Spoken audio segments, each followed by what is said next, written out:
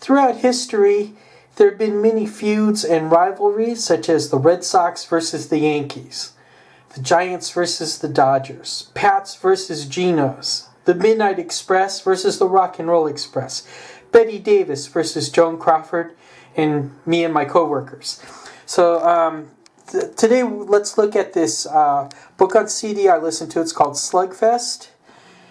Inside the epic 50-year battle between Marvel and DC. It's by Reed Tucker, and it's read by, let's get the glare, by Will Collier, and it's unabridged. So this is the whole shebang.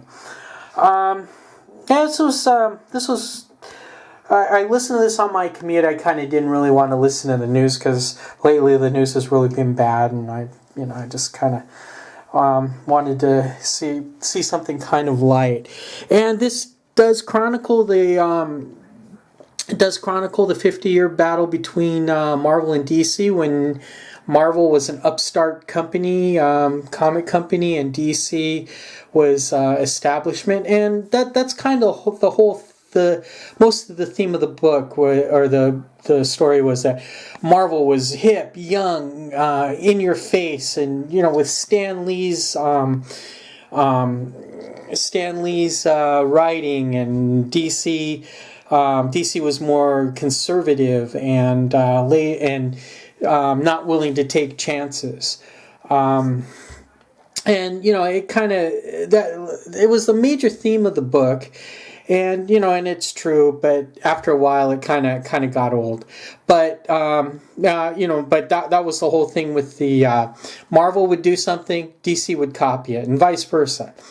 And one of the they did a big section on how Jack King Kirby felt cheated by Marvel and then moved to DC, and then DC just didn't utilize him as much as they could have. And it was like major events. But one major event that they did not cover in the book was when Marvel sold Fantastic Four and Spider-Man to different companies. They did mention that they were able to get them back when get them back. And the book takes place prior to Deadpool 2 being released, and they did bring up kind of a theme that I've been saying for a long time, is the Marvel movies are awesome. They're better than the DC movies.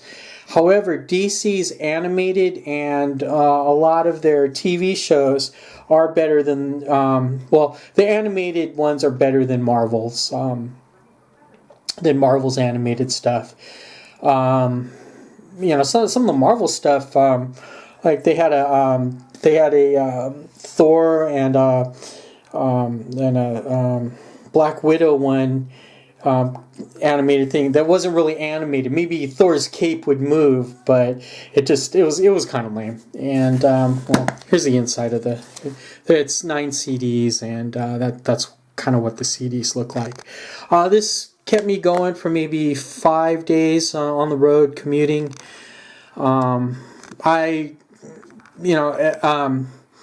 I really recommend, maybe reading the book, but I think the book on tape was better. It's just like the book on CD that I reviewed on the rise and fall of WCW wrestling, and a guy reading it actually, you can kind of tell some of the irony or some of the snarkiness kind of comes across better and more palatable if somebody's speaking instead of just reading the written word. Once again, they were talking about how my two favorite parts in the book. I enjoyed the preface or the introduction when they said that there was they wanted to thank all the Marvel and DC fans who backed their favorite horse in the race through their pocketbook, keyboards, and occasionally their fists. I just thought that was really well written. And my favorite event in the book was one of the DC editors he was mean, he was a jerk to his employees and pretty much everybody. And he died, and during a traditional Jewish funeral, people will say nice things about the deceased. But he was so mean, nobody really said anything. It was quiet until one guy stood up in the back, said, "His brother was worse." I thought that was funny. Maybe his family didn't think it was funny, but I was amused. I thought it was whimsical. So speaking of whimsy, let's look at the back. It's just standard back where they just cover what's on there. And what do you think? What do you think were some of the masterstroke events and things that Marvel did against DC, vice versa? Would you prefer Marvel over DC, and why after reading this book?